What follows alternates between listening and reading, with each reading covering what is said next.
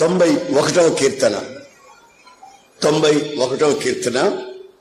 15 వాక్యాన్ని 16 వాక్యాన్ని నేను చదువుతాను. అతడు నాకు మొరపెట్టగా నేను అతనికి ఉత్తరమిచ్చేదను. శ్రమలో నేను అతనికి తోడై ఉండేదను. అతన్ని విడిపించి అతన్ని గొప్ప చేసేదను. దీర్ఘాయువు చేత అతన్ని తృప్తిపరిచేదను. నా రక్షణ అతనికి చూపించదను. ఈ వాక్యంలో ఒక ప్రాముఖ్యమైనటువంటి మాట ఏమిటంటే, శ్రమలో నేను అతనికి తోడై ఉండేదను. మామూలుగా మనం సుఖంగా ఉన్నప్పుడు, ఆరోగ్యంగా ఉన్నప్పుడు, అన్ని సమృద్ధిగా ఉన్నప్పుడు దేవుడు నాకు తోడై ఉన్నాడు అనుకోవటంలో అదొక పెద్ద కార్యమేమి కాదు. అన్ని సమృద్ధిగా ఉన్నాయి, నాకు దేవుడు తోడై ఉన్నాను అని నేను చెప్పడం, ఎందుకు లేడని మీరు అనుకోవడం, అది మామూలుగా అది పెద్ద కార్యమేమి కాదు. అయితే ఇప్పుడు ఈ వాక్యంలో వ్రాయబడిన మాట ఏమిటంటే, శ్రమలో నేను అతనికి తోడై ఉండేదను. ఎప్పుడు మనం శ్రమలలో ఉంటామో, ఎప్పుడు కన్నీళ్ల మధ్యలో ఉంటామో, ఎప్పుడు అనారోగ్యంలో ఉంటామో, ఎప్పుడు ఆపదల మధ్యలో ఉంటామో, ఆ సమయంలో మనకు ఆయన తోడై ఉంటాను అంటున్నాడు. మరొక తర్జుమాలో ఈ వాక్యాన్ని నేను చదివితే, అక్కడ శ్రమలో అనే మాట దగ్గర ఆ తర్జుమాలో ఏమని రాసిందంటే, ఆపదలో అని రాసింది. When you are dangerous, critical, ఎప్పుడు నీవు అపాయములో ఉంటావో, ఎప్పుడు పరిస్థితులు తారుమారై ఉంటాయో, ఆ స్థితిలో నేను మీకు తోడై ఉంటాను అని. Praise the Lord, praise the Lord. బైబిల్లో మనం చదువుతాం, మత్తయి సువార్తలో మనం చదువుతాం. ఏమని చదువుతామంటే, నేను ఏ సంగతులు మీకు ఆజ్ఞాపించానో,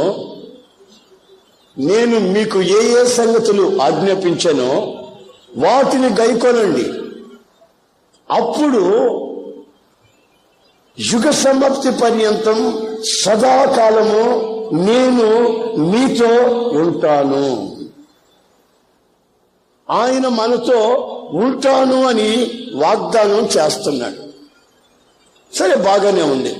ఆయన మనతో ఉంటే మనకు ఒరిగేది ఏమిటి?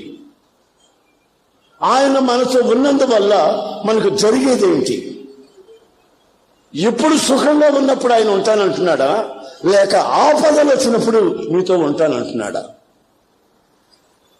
మామూలు సమయం కంటే కూడా ఆయన వాగ్దానాన్ని అనుభవించవలసింది ఎప్పుడంటే, ఎప్పుడు మనం సమస్యల్లో, ఎప్పుడు మనం శ్రమలలో, ఎప్పుడు మనం ఆపదల్లో ఉంటామో అప్పుడు ఆయన మనతో ఉండి మనల్ని కాపాడుకోవడంలో ఉన్నటువంటి ఆ ఆనందం మామూలుగా ఉన్నప్పుడు మనకు కలగదు. ఆ వాక్యంలో 3 విషయాలు రాయబడి ఉన్నాయి. ఏమిటంటే, అతనిని విడిపించి,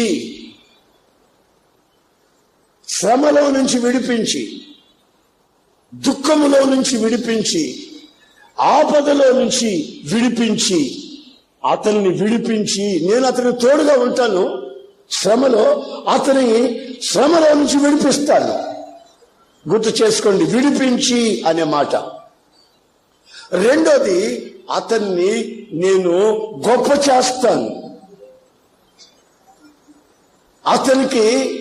అతన్ని నేను గొప్ప చేస్తాను, తోకగా ఉంచును. అతన్ని ఎక్కడున్నా సరే అతన్ని నేను తలగా గొప్ప చేస్తాను. రెండోది. మూడోది ఏంటంటే, అతనిని నేను తృప్తిపరుస్తాను. ఈ మూడు మాటలని మనసులో పెట్టుకోండి. మొదటిది, విడిపిస్తాను. ఆయన మనకు తోడుగా ఉంటే మనం విడిపించబడతామట. ఆయన మనకు తోడుగా ఉంటే మనం గొప్ప చేయబడతామట, ప్రమోట్ చేయబడతామట. ఆయనకు తోడుగా ఉంటే మనం తృప్తిగా ఉంటామట. ఈ 3 అనుభవాలు మనలోకి రాలేదనుకోండి, మనలో కలగలేదనుకోండి, ఈ 3 అనుభవాలు మనం అనుభవించలేదే అనుకోండి, అప్పుడు దాని అర్థం ఏంటంటే ఆయన మనకు తోడై, చెప్పండి, ఆయన మనకు తోడై లేడు అని అర్థం. ఆయన వాగ్దానం అయితే ఉంది, నీకు తోడై ఉంటాను అని. మరి ఆయన మనకు తోడై ఉన్నాడా లేడా? తోడై ఉంటే ఏం జరుగుతాయి? ఒక 3 క్యారెక్టర్స్ ని మీకు చెప్పాలని కోరుకుంటున్నాను. చదవండి సమూయేలు మొదటి గ్రంథం 18:12. సమూయేలు మొదటి గ్రంథం 18:12. యెహోవా తనను విడిచి దావీదునకు తోడైయుండుట చూచి సౌలు దావీదునకు భయపడెను. ఇప్పుడు గమనించండి, సౌలు దావీదును చూశాడట. సౌలు దావీదుని చూశాడట. సౌలుతో దేవుడు లేడని, దావీదుతో దేవుడు ఉన్నాడని సౌలు చూశాడట. మళ్ళా చదివిన వాక్యం, యెహోవా తనను విడిచి యెహోవా తనను విడిచి, సౌలు అంటున్నాడు, యెహోవా తనను విడిచి దావీదునకు తోడై ఉన్నాడని చూచి దావీదుకి సౌలు భయపడుతూ వచ్చాడట. బాగా వినాల, దావీదుకి తోడై ఉన్నట్లుగా సౌలు చూశాడు. సౌలు ఎవరు? ఇశ్రాయేలును పరిపాలిస్తున్న రాజు. దావీదు ఎవరు? గొర్రెల కాపరి. ఈ గొర్రెల కాపరితో దేవుడు ఉన్నాడట. ఈ సౌలుతో దేవుడు లేడట. సౌలుని దేవుడు ఎడబాసిపోయాడట. ఆ సంగతి దావీదుతో దేవుడున్న సంగతి ఇతను చూస్తున్నాడు గనుక భయపడ్డాడు. దావీదుతో దేవుడు ఏ సమయంలో ఉన్నాడు, ఆ వాక్యం జరిగిన ఆ సందర్భం ఎప్పుడు, ఆ వాక్యానికి ముందు వెనుక వ్రాయబడినటువంటి కొన్ని సంభవాలని మనం కొంచెం గమనించాలి. ఏ సమయంలో దావీదుకి దేవుడు తోడైనట్లు సౌలు చూస్తున్నాడంటే, అక్కడ 2 భాగాలుగా దాన్ని నేను విడదీసి మీకు చెప్పాలనుకుంటున్నాను. ప్రజలందరూ దావీదుని పొగుడుతున్నారు. బాగా వినండి, దావీదుని ప్రజలందరూ పొగుడుతున్నారు. ఎందుకనంటే ఇశ్రాయేలీయులకి రక్షణ తెచ్చిపెట్టాడని. ఎలా తెచ్చిపెట్టాడంటే గొల్యాతుని చంపాడని. గొల్యాతుని చంపి ఇశ్రాయేలు సర్వ సమాజానికి రక్షణ తెచ్చిపెట్టాడు దావీదుకి. జనమంతా దావీదుని పొగుడుతున్నారు. రెండోది, ఆ రోజుల్లో 2 సార్లు ఈ ఈట తీసుకుని దావీదుని సౌలు పొడవబోయాడు. ఆ 2 సార్లు దేవుడు దావీదుని తప్పించాడు. సౌలుకి పగ, సౌలుకి దావీదుని చూస్తే పగ ఎందుకు వచ్చిందో తెలుసా? ఇతను మహా అద్భుతముగా ఫిడేలు వాయిస్తున్నాడు, ఇతన్ని జనమంతా పొగుడుతున్నారని, ఇతను యుద్ధ వీరుడని, ఇతనితో దేవుడు ఉన్నందువల్ల 2 సంభవాలు జరుగుతున్నాయి చూడండి. ఒకటి, తన ప్రాణం మీదకి శత్రువు వస్తున్నాడు. ఎందుకో తెలుసా? ఇతను గిఫ్టెడ్ గనుక. నీవు దేవుని వరం కలిగి, ప్రార్థనా పరురాలువై, ఉపవాసించగలిగి, దైవ భక్తిలో పెరుగుతూ, నలుగురి దగ్గర మన్నన పొందుతూ, నలుగురి దగ్గర గౌరవాన్ని పొందుతూ నీవు సంతోషముగా ఉన్న రోజున ఒక భయంకరమైన శత్రువు యొక్క విషం కక్కుతున్నాడు. సౌలు నా కూతురు నీకు ఇస్తాను రా అన్నాడు. చూసారండి? మళ్ళీ అదే సమయంలో ఏమంటాడు తెలిసినా, ఫిలిస్తీన్ల చేతిలో వీడు సావాలి, కూతుర్ని ఇస్తాను అంటున్నాడు, పెళ్లి చేసుకోరా అంటున్నాడు. ఆ బియ్యం మాటలు, ఆ పెళ్లి సంబంధించిన మాటలు మాట్లాడుతూనే ఉన్నాడు. ఓ ప్రక్కన అంటాడు, ఫిలిస్తీన్ల హస్తం వీడి మీద పడాలి. ఒకసారి కాదండి, అధ్యాయం అంతా నేను చదువుతూ వస్తే 3 సార్లు ఫిలిస్తీన్ల హస్తం వాడి మీద పడాలి, వాడిని చంపేయాలి. ఫిలిస్తీన్ల హస్తం వాడి మీద పడాలి, వాడు తుత్తురీలుగా నాశనమైపోవాలి అంటాడు. మరలా కూతురికి దావీదుకి మనస్సు కలిసింది కనుక, ఆహా ఇదొక మంచి సమయం, నా బిడ్డ ద్వారానే వాడు చంపించాలి, నా బిడ్డ ద్వారానే పెళ్లి చేసి వారికి విషం పెట్టి చంపించాలి. ఒక ప్రక్కన శత్రుత్వం దావీదు మీదకి వస్తుంది. అది భయంకరమైన ఆపద సమయం. ఆపద సమయం. పెళ్లి చేసుకున్నదే విషం పెట్టి చంపించే ప్లాన్ లో ఉంది. రెండోది, ఫిలిస్తీన్లు వెతుకుతున్నారు అతను చంపాలని. మూడవది, కత్తి తీసుకొని సౌలు వెతుకుతున్నాడు, అతన్ని ఈడు తీసుకుని వెతుకుతున్నాడు అతను చంపాలని. ఈ 3 శత్రుత్వాల మధ్యలో ఇతను ఆపదలో ఉన్నాడు. ఈ ఆపద ఎందుకు వచ్చిందయ్యా అని ఒక్కసారి ఆలోచిస్తే, నేను మన్నన పొందాను కనుకనే వచ్చింది. ఆమె నేను శత్రువుని జయించాను కనుకనే వచ్చింది. నేను వరము కలిగినటువంటి వాయిద్యం వాయించగలిగినటువంటి వాడిని కనుక, దయ్యాలు సైతం వాయిద్యం వాయించి వెళ్ళగొట్టగలుగుతున్నాను కనుక ఇది నాకు వచ్చింది. నీవు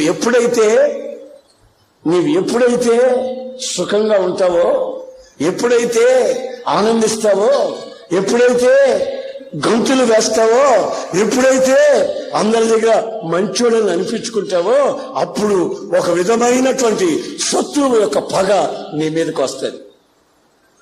ఆమె హల్లెలూయా. పగ వస్తుంది. ఈ పగ ఎందుకు వచ్చిందా అంటే, నువ్వు దేవునిలో సంతోషిస్తున్నావు గనుక, సాక్షిగా ఉన్నావు గనుక, సాతాన్ని జయిస్తున్నావు గనుక నీకొక గొప్ప ఆపద వచ్చింది. దావీదుకు వచ్చింది. అయితే దావీదు విషయంలో ఏమని రాసిందో తెలుసా? ఆ శ్రమల మధ్యలో, ఆ ఆపద సమయాన, ఆ భయంకరమైన విషపు చూపుల మధ్యలో దేవుడు దావీదుకు తోడై ఉండి అతనిని కాపాడెను. ఆమేన్. హల్లెలూయా, హల్లెలూయా, హల్లెలూయా. నీవు దేవునితో ఎదిగేటప్పుడు, నీవు దేవుని కొరకు బలమైన కార్యములు చేసేటప్పుడు, నీవు వరము కలిగి ప్రయోజనపడుతున్నప్పుడు, ఉపయోగించబడుతున్నప్పుడు నీ మీదకి శత్రువు విజయం వస్తాడు. అది నీ ఆపద సమయమనే సంగతి నీవు గుర్తించాలి. నేను ప్రార్థన ఎక్కువగా చేస్తున్నాను, ఉపవాసం ఉంటున్నాను, సాక్షిగా బ్రతుకుతున్నాను, అన్నిట్లో నిజాయితీగా ఉంటున్నాను, నాకెందుకు వచ్చింది ఈ సమస్య అని నీవు అనుకుంటావు. అయితే దేవుడు అంటాడు, ఈ సమస్యలోనే నీకు నేను తోడై ఉంటాను, నిన్ను నేను ఈ సమస్యలో నుంచి విడిపించాలని కోరుకుంటున్నాను. అంతా సుఖంగా ఉన్నప్పుడు ఆయన మనల్ని కాపాడాల్సిన అక్కరేమీ ఉండదు. శత్రువు లేనప్పుడు ఆయన ఎందుకు కాపాడాలి మనల్ని? ఆయన కాపాడాలి అంటే ఆయన మనకు తోడుగా ఉండాలి. ఆమె ఆయన నీకు తోడై ఉన్నా, నాకు తోడై ఉన్నా జరిగేది ఏమిటో తెలిసినా, ఆయన ఆపదలో నుంచి కాపాడుతాడు.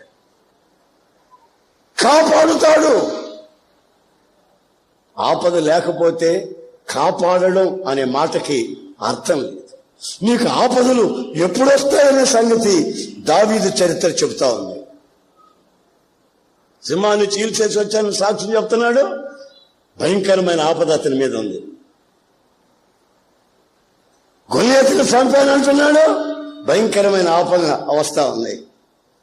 ఇశ్రాయేలు సంతోషించి ఆనందించి మా ఇశ్రాయేలు సర్వ సమాజానికి రక్షణ తెచ్చిపెట్టాడు ఈయన అని వాళ్ళు పాటలు పాడి ఆనందిస్తున్నారు. ఆపద కనిపెట్టుకునే ఉంది.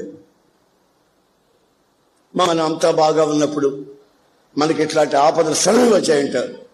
వచ్చాయనుకోండి, మనకేమనిపిస్తుంది? ఇంత ప్రార్థన చేస్తుంటే మనకి శోధన వస్తుంది, ఇంత బైబిల్ చదువుతుంటే మనకి ఇది వస్తుంది, దశం భాగం నమ్మకంగా ఇస్తున్నాం, మనకి నష్టం వచ్చింది, దేవునికి ఇవ్వాల్సిన బాగానే చేస్తున్నాం, మనకు ఈ అవమానం కలిగింది, చిచి అనవసరం ఇది అని మనకు అనిపిస్తుంది. నీవు ఇవన్నీ కరెక్ట్ గా చేస్తున్నావు గనుకనే సాతాను నీ ప్రాణం మీదకి వస్తాడు, నీ ప్రాణాన్ని చేస్తాడు, ఎదిరిస్తాడు. ఆ సమయంలో ఆయన నీకు చెప్పండి, ఆయన నీకు ప్రైజ్ ది లార్డ్, ఆయన నీకు ఆయన నీకు ఆయన నీకు ఆయన నీకు ఆయన నీకు ఆయన నీకు ఆయన నీకు తోడై ఉన్నాడు గనుక నీవేమి కంగారు పడద్దు. నా ప్రాణం మీదకి వచ్చిందా, నా కుటుంబం మీదకి వచ్చిందా, అసలు నా జీవితం మీదకే వచ్చేసిందా, ఇన్ని మేలు చేసిన తర్వాత కూడా నాకు ఇది వచ్చిందా?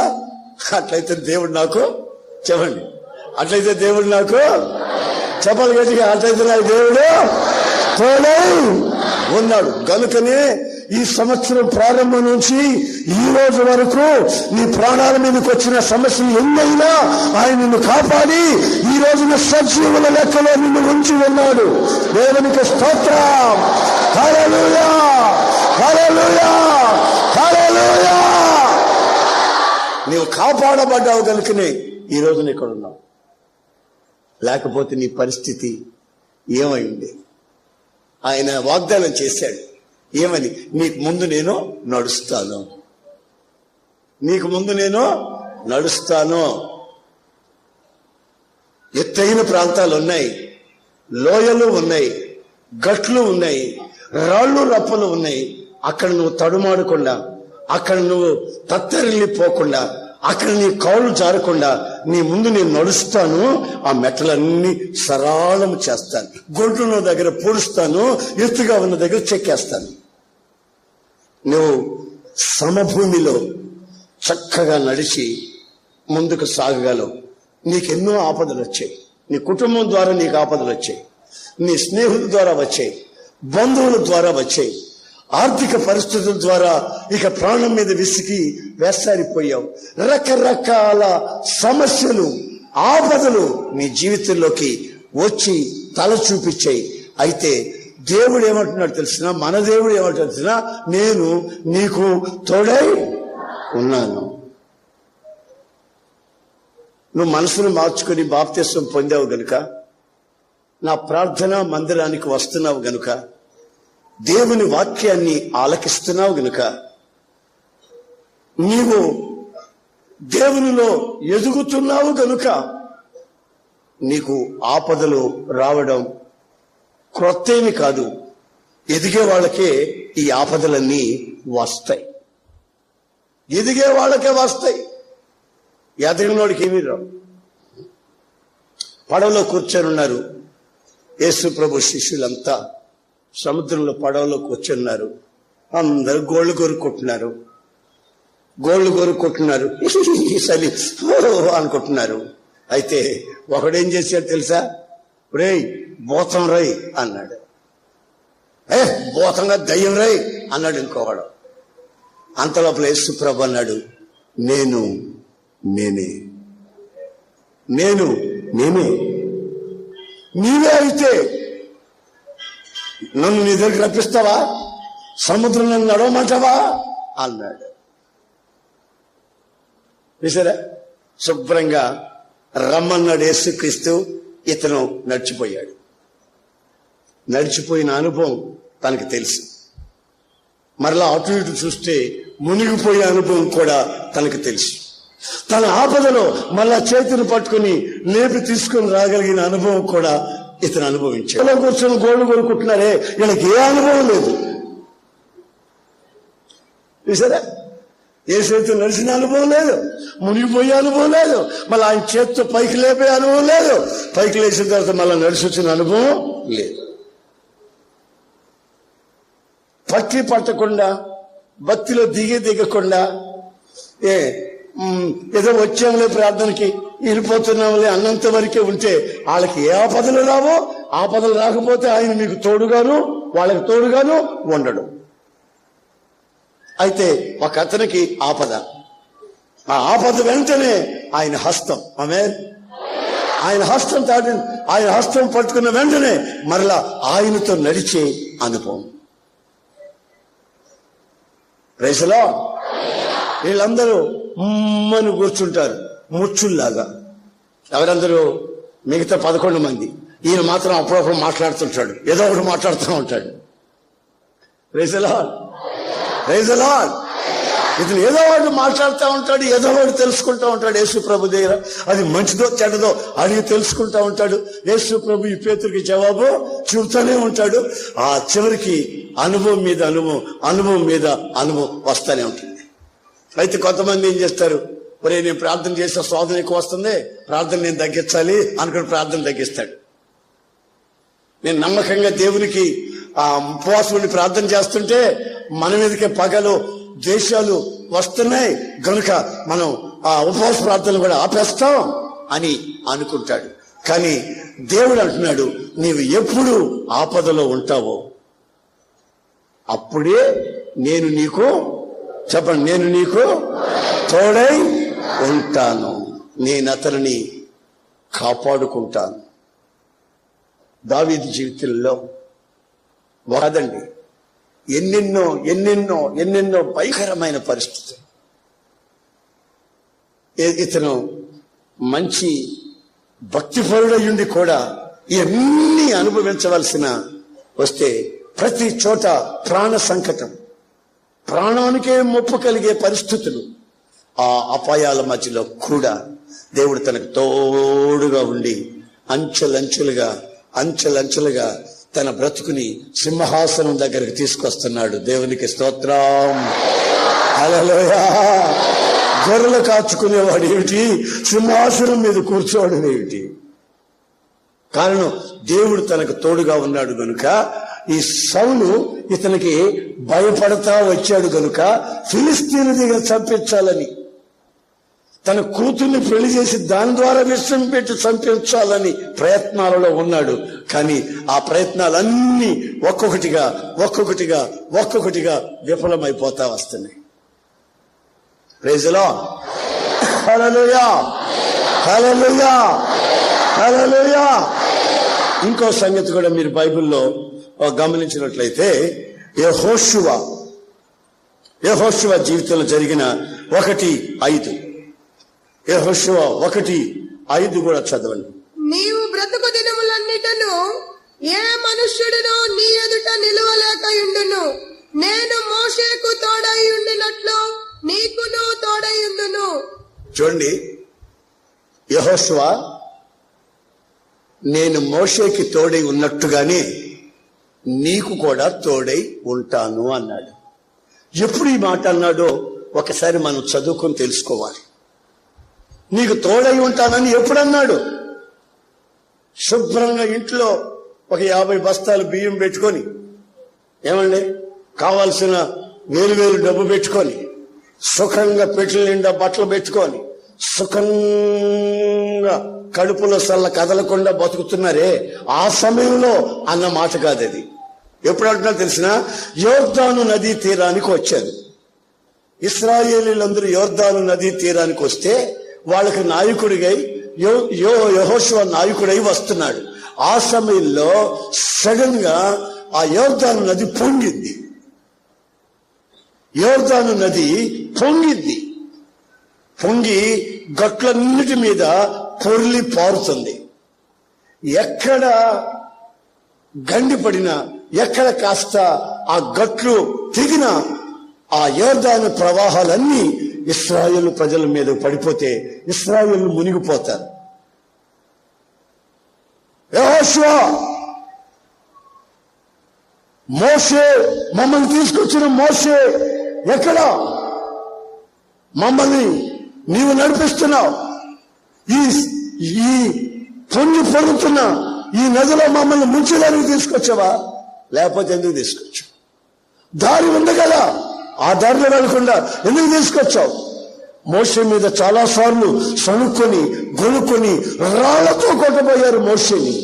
మరి అతనితో నడిచినటువంటి చిన్నవాడు యెహోషువ, ఇతను గడగడగడలాడిపోతూ భయపడిపోతున్నాడు. వాళ్ళు మాట్లాడుతున్న మాటలు ఒక ప్రక్కన, వాళ్ళ చేతుల్లో ఉన్న రాళ్లు మరొక ప్రక్కన. ప్రాణ సంకటం వచ్చింది. మరో పక్కన యోర్దాను వైపు చూస్తే యోర్దాను పొంగి పొర్లుతుంది. ఇప్పుడు ఏం చేయాలో అర్థం కాని పరిస్థితి. అయ్యా, నేను వీళ్ళకి నాయుడుగా నడవడం తప్ప? నేను పొరపాటు చేశానా? వీళ్ళకి నాయకుడు అయినందుకు తప్పయిందా? నన్ను ఇప్పుడు ఏం చేయమంటారు? నన్ను ఏం చేయమంటారు? ఈ పగ, ఈర్ష్య భయంకరంగా ఉంది. మరో ప్రక్కన నది పొంగుతా ఉంది. ఏం చేయాలి? రాళ్లతో కూడా చంపబోతున్నారు యెహోషువని. సడన్ గా దేవుడు ప్రత్యక్షమయ్యాడు. ఆమె దేవుడు ప్రత్యక్షమై ఏమంటున్నాడు తెలిసిన? యెహోషువ, మోషేకి నేను తోడై ఉన్నాను కదా, అలాగే నీకు కూడా నేను తోడై ఉంటాను.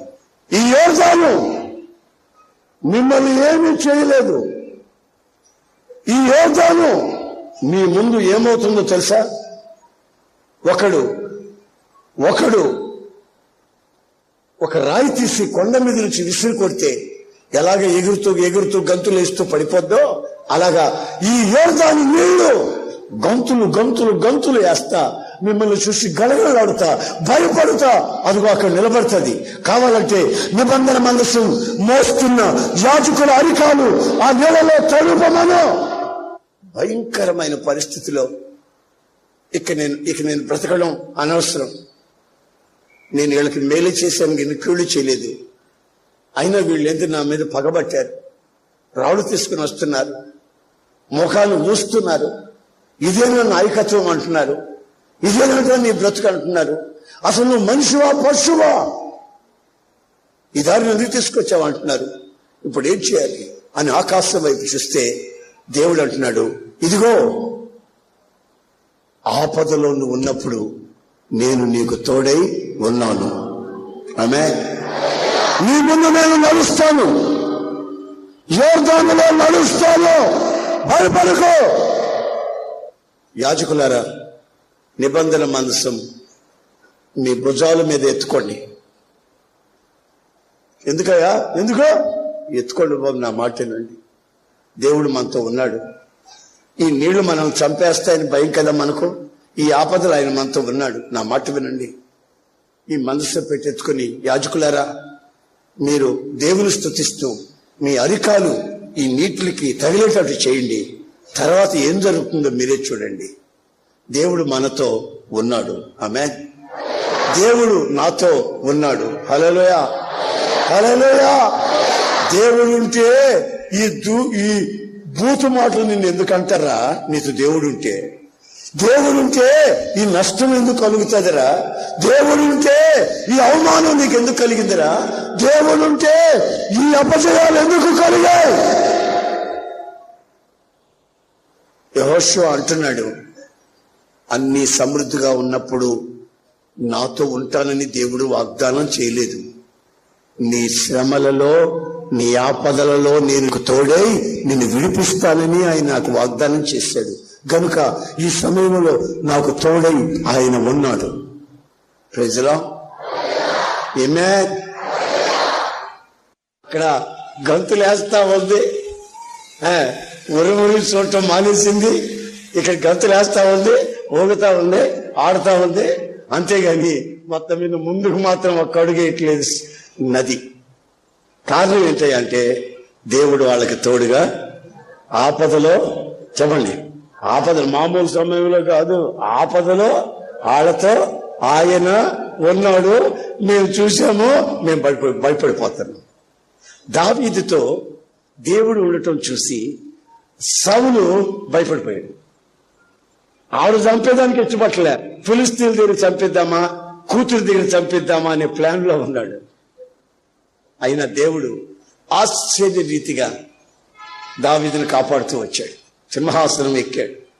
అలాగే ఈ యెహోషువ రోజుల్లో కూడా యెహోషువ అనే నాయకుడిని తన ప్రజల్ని ఎంత జాగ్రత్తగా కాపాడాడంటే అంత జాగ్రత్తగా కాపాడి ఆ యోర్దాను అద్దరికి వాళ్ళని తీసుకుని వెళ్ళాడు.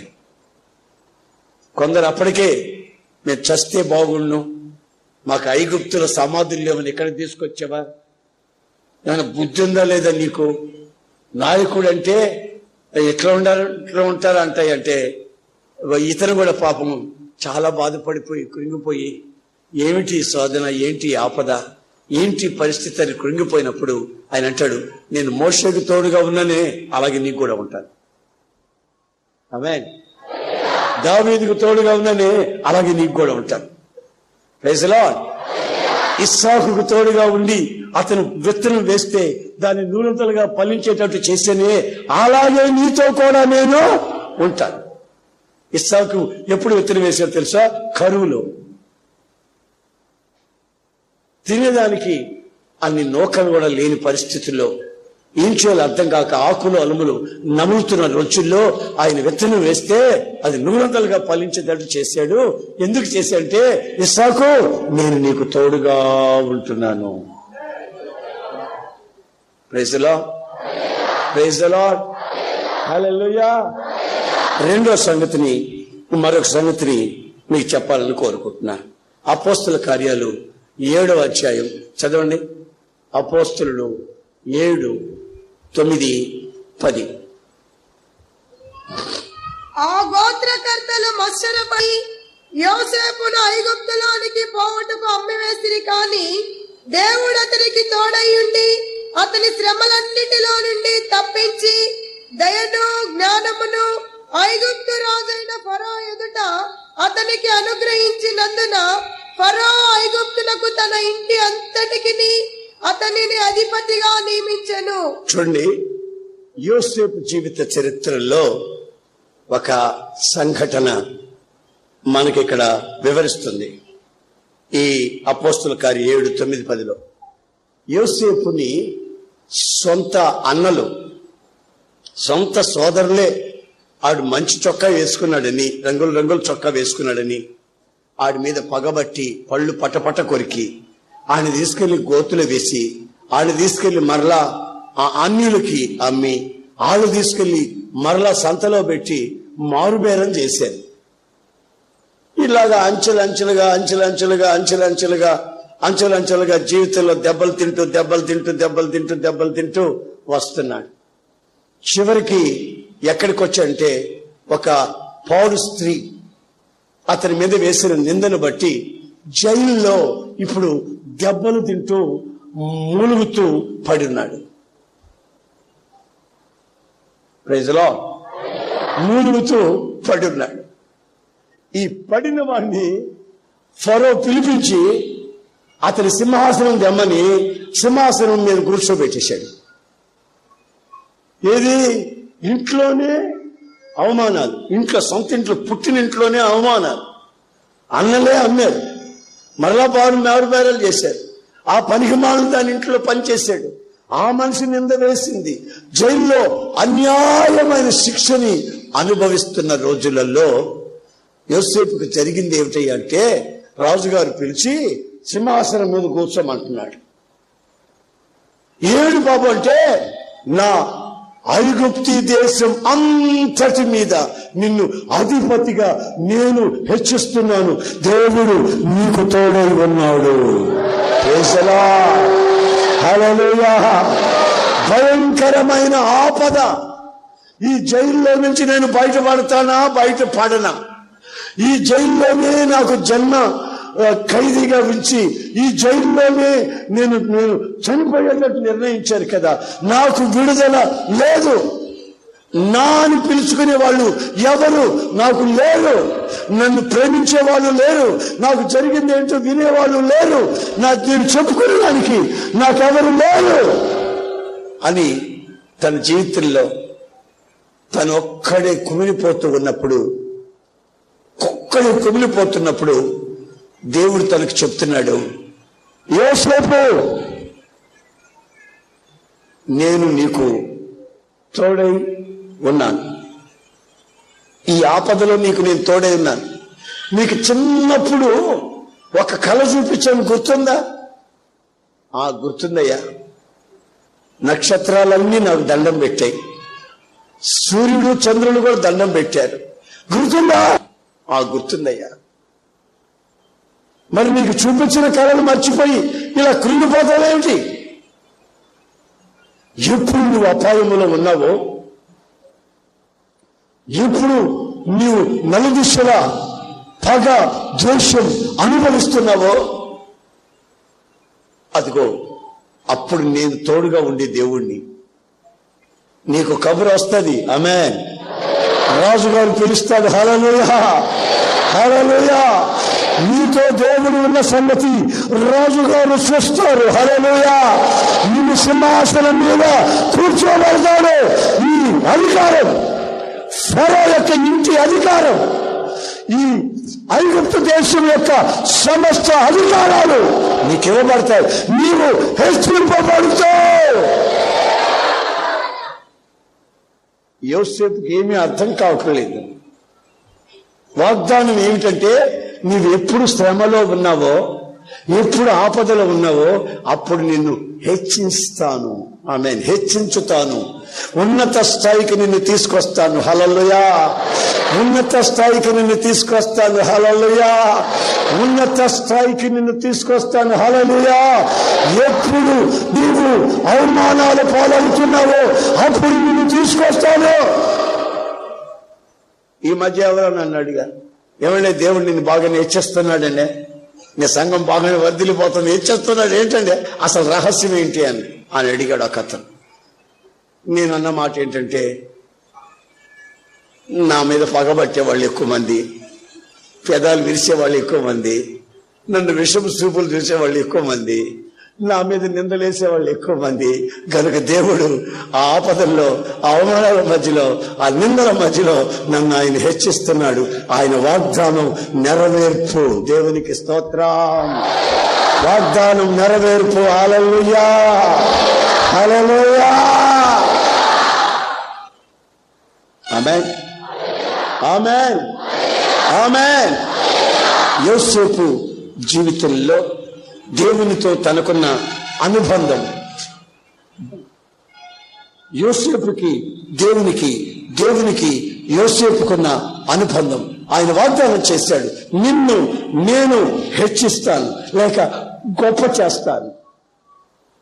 ఎంతవరకు గొప్ప చేస్తాడు తెలుసా? ఓ రోజున ఫరో యోసేపుని కాల్ చేశాడు, పిలిచాడు. పిలిచిన వెంటనే ఏం చేశాడు తెలిసిన? Hello Joseph, come here. గడగడాడుతూ దగ్గరికి వెళ్ళాడు. ఆయన ఉంగరం తీసి, నీ చేయి చాపేలాగా, నీ చేయి చాపో. అయ్యా, ఉంగరం రాజుగారు తొడుగుతున్నాడు. జైల్లో నుంచి తీసుకొని వచ్చి, కన్నీళ్ల మధ్యలో నుంచి తీసుకొని వచ్చి, ఫరో ఆస్థానంలో జైల్లో నుంచి తీసుకొని వచ్చి సర్వ ఐగుప్తు దేశానికి నీవు అధికారివి, నా ఇల్లు వాకిలి ఆస్తిపాస్తులకి నీవు అధికారివి. నువ్వు నా ఉంగరం పెట్టుకో. ఉంగరం పెట్టాడు. తర్వాత ఏం చేశాడు తెలుసా? చదవండి, అది మీరు బైబిల్లో చదివితే మీకే ఆ సంగతులు తెలుస్తాయి. ఆదికాండం, జెనసిస్ 41:41. ఐగుప్తు దేశం అంతటి మీద నిన్ను నియమించి ఉన్నానని యోసేపుతో చెప్పాను. మరియు ఫరో తన చేతినున్న తన ఉంగరమును తీసి పెట్టాడా? తర్వాత సన్నటి నారబట్ట, ఫైన్ లినన్ నారబట్టని, సన్నటి నారబట్టను తీసుకుని వచ్చి అతనికి తొడిగించాడు. తొడిగించి మరలా ఏం చేస్తే తెలిసిన? జోసెఫ్, కొంచెం తల ఇలా వంచు. అయ్యా, ఎందుకయ్యా? ఇదిగో బంగారు చైన్, గోల్డ్ చైన్ నెక్లెస్ మెళ్ళ వేశాడు. గోల్డ్ చైన్ మెళ్ళ వేశాడు. అంతటితో వదిలిపెట్టకుండా, ఏయ్, నా రథం ఉందా? ఉందయ్యా. ఇంకో రథం ఉంది చూడు, రెండో రథం. ఆ రథం తీసుకురండి. మీ రథం ఎందుకయ్యా? తీసుకురండి రా. ఆ రథం తీసుకొచ్చాడు. ఆయన రెండో రథం. ఆ రెండో రథం మీద జోసెఫ్ శ్రీరామ్ ఎక్కి కూర్చో. ఆ రథం మీద కూర్చో. ఏంటయ్యా ఇదంతా? రథం మీద ఎక్కువ కూర్చో. రథం మీద ఎక్కువ వచ్చినాం. రైట్, ఊరంతా ఊరేగించండి రా. ప్రజలకి బోర్ల ఊరి చెప్పండి. యోసేపు ముందు అతనికి వందనాలు చేసుకుంటూ బోర్ల పడుతూ నడవమని చెప్పండి. వందనాలు జోసెఫ్కి, వందనాలు జోసెఫ్కి, వందనాలు అని చెప్పండి రా. జోసెఫ్ ఏమన్నా నాకు జిందాబాద్ చెప్పమని డబ్బులు ఇచ్చాడా? నేను నడుస్తా ఉంటాను, నా పేరు చెప్పి జిందాబాద్ జిందాబాద్ అని అరవండిరా అని తాగుబోతులకంతా డబ్బులు ఇచ్చి అనిపించుకున్నాడు. నా ముందు జిందాబాద్ కొట్టండి అన్నాడా? చూసారండి, జైల్లో కన్నీళ్ల మధ్యలో ఉన్నాడు. దేవుడు అన్నాడు, Joseph I am with you, నీతో నేను ఉన్నాను. Don't worry, don't trouble, I am with you, నీతో ఉన్నాను నేను.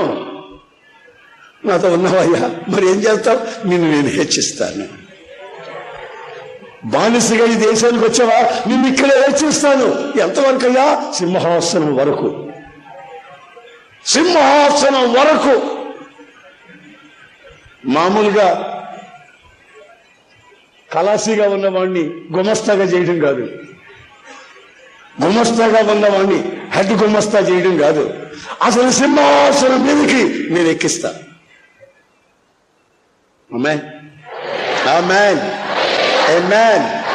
ఆ ఉన్నత స్థాయి అనుభవానికి రావడం అనేది దేవుడు తనకు తోడుగా ఉండబట్టి. మీకు దేవుడు తోడుగా ఉండాలని కోరుకోండి, ఇంకేమీ కోరుకోకండి. ఆపదలు వచ్చినప్పుడల్లా ఆయన తోడుగా ఉంటే మిమ్మల్ని హెచ్చిస్తాడు. ఆపదలు వచ్చినప్పుడల్లా ఆయన మీకు తోడుగా ఉంటే మిమ్మల్ని రక్షిస్తాడు, మిమ్మల్ని కాపాడుతాడు. ఆయన మీతో ఉంటే గ్రేట్ ప్రొటెక్షన్, ఒక గొప్ప కాపుదల మీకు కలుగుతుంది. అనవసరంగా ఆళ్ళతోడు ఈళ్ళతోడు కోరుకోకండి. మీకు ఉండవలసిన తోడు యేసయ్య. Amen, praise the Lord, praise the Lord. నాకెవరున్నారని మీరేమీ కంగారు పడకండి. ఎవరు లేనప్పుడే ఆయన మీ దగ్గరకు వచ్చేది. అందరూ ఉన్నారని ఇకిలిస్తా ఉంటే ఆయన దూరంగా నిలబడుకుంటాడు. అందరు నాకున్నారులే అని వీళ్ళతో ఇకిలింపులు సకిలింపులు ఇవన్నీ కలుగుతూ ఉంటే ఆయన దూరంగా ఉంటాడు.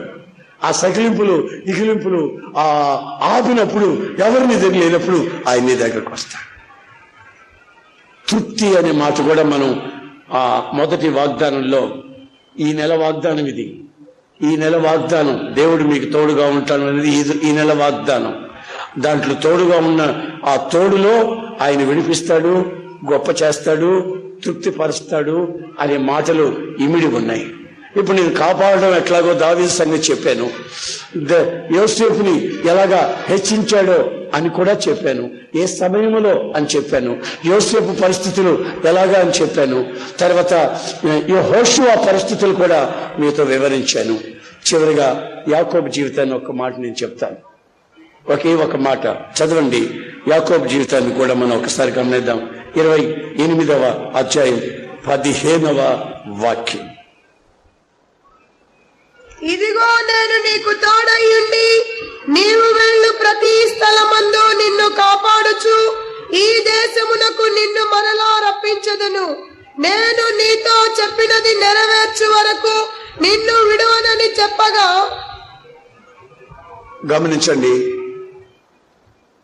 ఈ యాకోబుని గురించి దేవుడు మాట్లాడేటప్పుడు, యాకోబు నేను నీకు తోడుగా ఉండి నువ్వు వెళ్ళవలసిన చోటుకి నేను తీసుకెళ్ళి నీకు ఏ అపాయము రాకుండా నిన్ను నేను కాపాడుతాను అని చెప్తున్నాడు. ఏ పరిస్థితిలో ఆ మాట చెప్పాడు? మీరు చదువుకోవాలి బైబిల్ ఇంటికి వెళ్ళినప్పుడు. ఏ పరిస్థితిలో ఆ మాట చెప్పాడు? ఏ పరిస్థితిలో చెప్పాడు తెలుసా? వాళ్ళ అన్న కత్తి నూరుతున్నాడు, వాళ్ళ అన్న గొడ్డలి నూరుతున్నాడు. నూరుతో ఏమంటున్నాడు తెలుసా? నానా నీకు పోయే కాలం దగ్గరకు వచ్చిందనా? మీరు చదవండి, నా మాటల్లో మీకు చెప్తున్నా. నానా నీకు పోయే కాలం దగ్గరకు వచ్చిందనా? ఏడుస్తా ఏడుస్తా ఏడుస్తా ఏడుస్తా సమాధిలో దిగి రోజులు దగ్గరకు వచ్చాయి నాన్న. నీకు ఇస్తాను ఏమిటి నువ్వు అనే మాటలు ఏ గంటలైనా నీ చిన్న కొడుకుని మొక్కలు మొక్కలు వేసి పోగేస్తాను అక్కడ అనుకుంటున్నావేమో. ఆశీర్వాదం ఇచ్చి వాళ్ళని పంపిస్తావా? నాకు ఆశీర్వాదాలు ఏం మిగలదంటావా? అసలు నిన్ను నరకాలా? నిన్నెందుకు నరుకుతాను? ఆని నరుకుతా అని నరుకుతాను అంటుంటే ఆ మాటలు తల్లి విని అన్ని ఇల్లు వదిలిపెట్టి వెళ్ళిపోమంటుంది. ఎప్పుడు ఇల్లు వదిలిపెట్టిపోయినోడు కాదు యాకోబు. బాగా వినండి. తల్లి చాటును తిరుగుతా ఉంటాడు ఏశావు. ఈ ఏశావు గారినాడే ఆవిడ ఎంతసేపు దేశదిమ్మలోడు, ఇంట్లో పొరపాటును కూడా ఉన్నాడు. దేశదిమ్మలోడు తిరుగుతా ఉంటాడు. అక్కడ ఆ లేడి పిల్లలను కొడతాడు, దాన్ని చీల్చి చల్లాడతాడు, దాని మాంసం కాల్చుకుని తింటాడు, వస్తాడు. ఇక్కడ దీంతో ఆడతాడు, కుందేలతో ఆడతాడు, అక్కడ పోయి ఇంకో దాంతో ఆడతాడు. రకరకాల పనులు దేశదిమ్మలోడు అడుగంతా తిరిగి రక్తం ఒలికించి ఆ మాంసం తిని ఇంటికి వచ్చేస్తాడు. మళ్ళా వేళకి ఇంటికి వచ్చి ఇంట్లో తింటాడు, మళ్ళా చట్నీ తింటా ఉంటాడు. దేశదిమ్మలోడు. ఈ యాకోబు ఉన్నాడే ఎప్పుడు ఇంట్లోనే. యాకోబుని గురించి బైబిల్లో రాసింది గుడార నివాసి అని. గుడార నివాసి ఎప్పుడు టెంట్లోనే ఉంటాడు. అమ్మ దగ్గర నాన్న దగ్గర ఉంటాడు. ఎప్పుడు వాళ్ళు అంటే బాగున్నారా మగపిల్లాడు అంటే నువ్వారా అంటాడు. మళ్ళీ ఇంట్లోనే తిరుగుతుంటాడు. వాళ్ళ అమ్మ నాన్న పక్కనే తిరుగుతుంటాడు.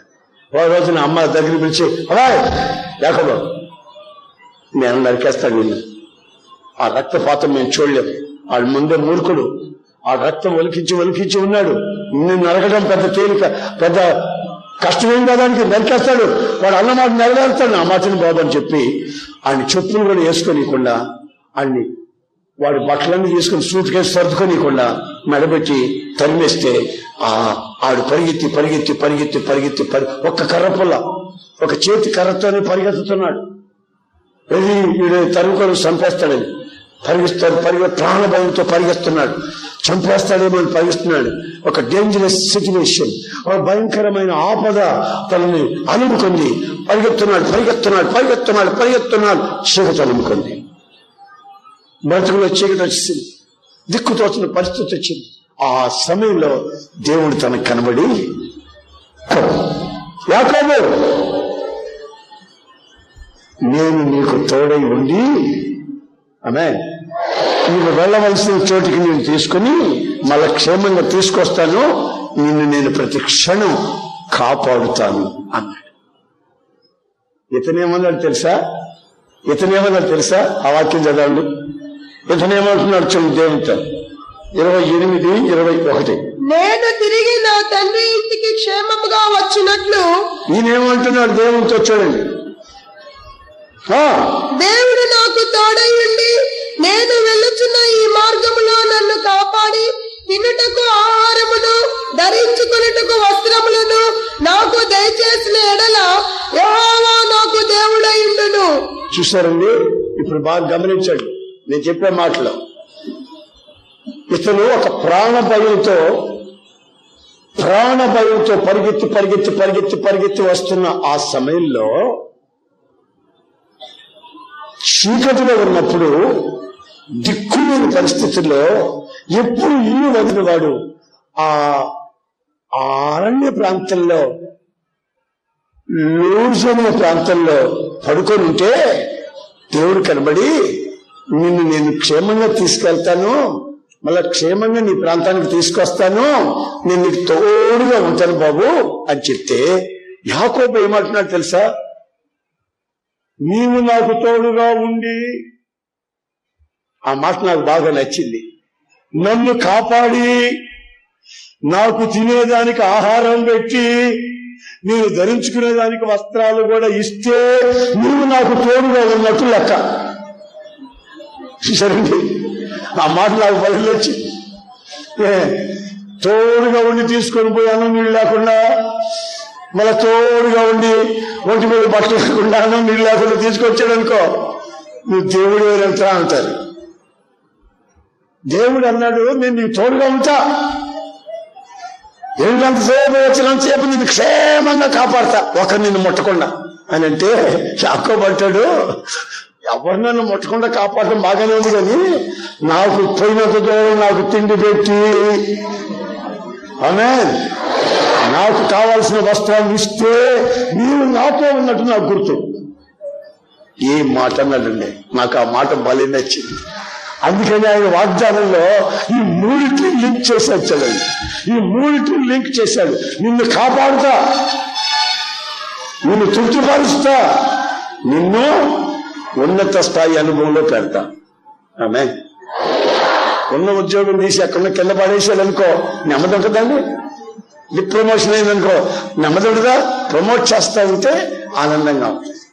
మీ జీవితాన్ని ఆయన పంటాడు. మీ జీవితానికి ఒక తృప్తి, ఒక సాటిస్ఫాక్షన్ మీకు కలుగు చేస్తాడు. మీ జీవితానికి ఒక గొప్ప ప్రొటెక్షన్, కాపుదల ఆయన ఇస్తానంటున్నాడు. ఎందుకో తెలుసా? ఆయన బిడ్డలు మీరు కనుక.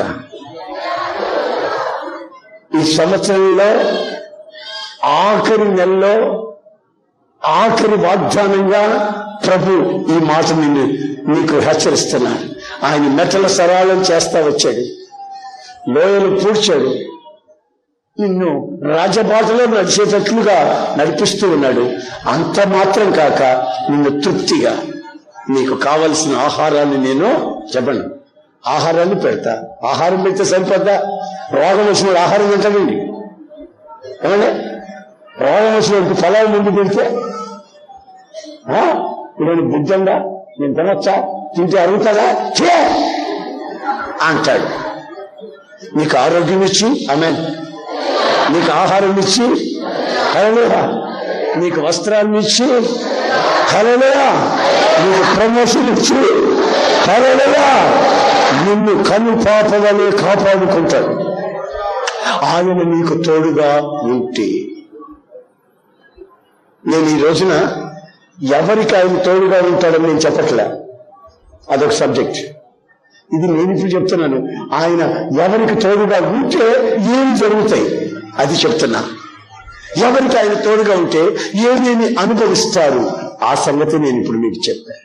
కనుక మీకు తోడుగా ఉన్నాడో లేడో, ఈ ఆఖరి నెలలోనైనా, ఈ డిసెంబర్ నెలలోనైనా, ఈ సంవత్సరం సిగ్గుపడి పారిపోక మునిపే మరో నూతన సంవత్సరం మనకి వెల్కమ్, సుస్వాగతం పలకక మునిపే మన బ్రతుకుల్లో ఒకసారి ఆలోచించుకో.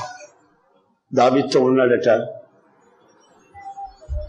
యెహోషువతో ఉన్నాడట, ఇస్సాకుతో ఉన్నాడట, యాకోబుతో ఉన్నాడట, యోసేపుతో ఉన్నాడట. నిరీక్షణ లేని యోసేపు జీవితంలో చెరసాలలో నుండి సింహాసనానికి ఆ హెచ్చింపు మామూలుది కాదు. నా ప్రియమైన సహోదరులారా, అక్షరాల నా బ్రతుకులో నేను అనుభవిస్తున్న నగ్న సత్యం. నన్ను ప్రభు అలాగా కాపాడుతున్నాడు, ప్రభు నన్ను అలాగా హెచ్చిస్తున్నాడు, ప్రభు నన్ను అలా తృప్తిపరుచుచున్నాడు. ఒకప్పుడు నేను పడ్డ బాధలు నాకు తెలుసు.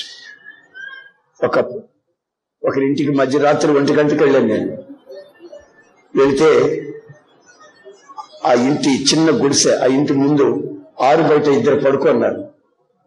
ఆ ముసలాయిని లేపా, అయ్యగారని లేపా. ఏసం గారు ఎప్పుడు వచ్చారు? నేను ఇప్పుడే వచ్చాను అన్నాను. సరే పడుకోండి అన్నాడు. పడుకోండి అని చాపేశాడు ఆ ఇంటి ముందు. ఆ తర్వాత చాపేస్తే దాని మీద కూర్చున్నా. నాకు నిద్ర పట్టట్లే, ఆకలికి నిద్ర పట్ల.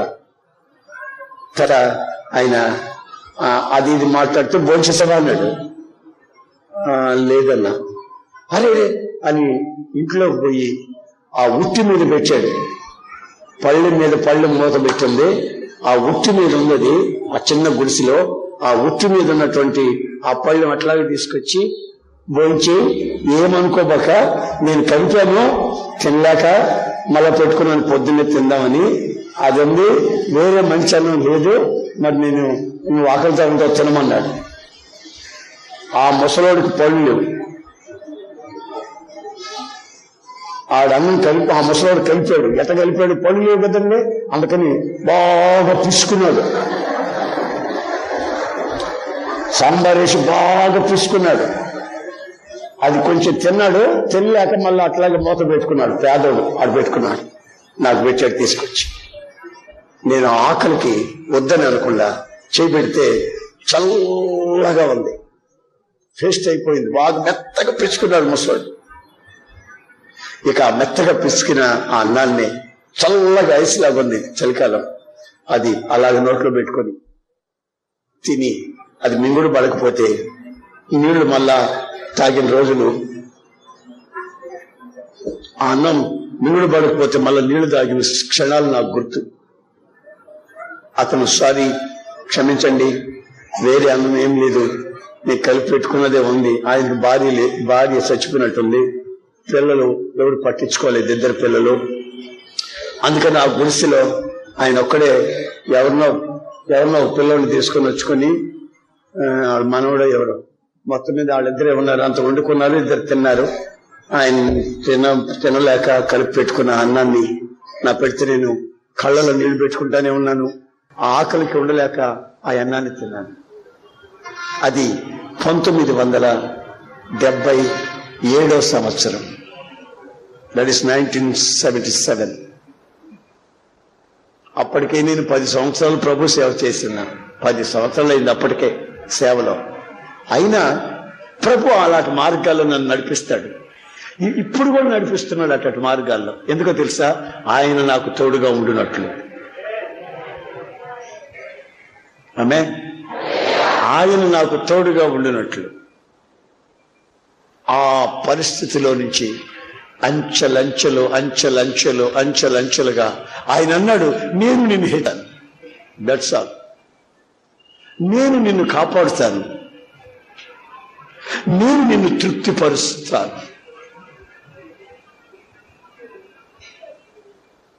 అన్నం లేకుండా, బట్టలు లేకుండా, నీళ్లు లేకుండా ఉండేదానికి ప్రాపర్ షెల్టర్, ఒక నీడ లేకుండా